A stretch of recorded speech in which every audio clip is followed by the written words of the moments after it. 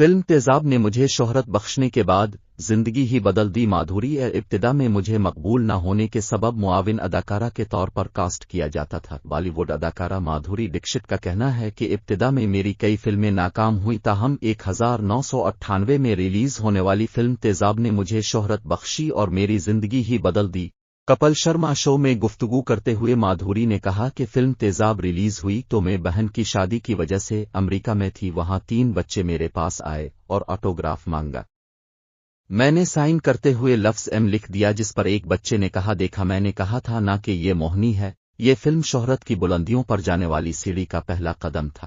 اداکارہ کا کہنا تھا کہ ابتدا میں مجھے مقبول نہ ہونے کے سبب معاون اداکارہ کے طور پر کاسٹ کیا جاتا تھا، بعد ازاں کئی فلمیں کیں جو ناکامی کے سبب شہرت نہ دلوا سکیں، تاہم تیزاب کی وجہ سے مجھے عوامی پہچان ملی۔